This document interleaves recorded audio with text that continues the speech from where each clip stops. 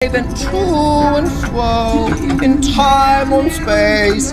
But Amy Pond was touched by the weeping angel, and she died.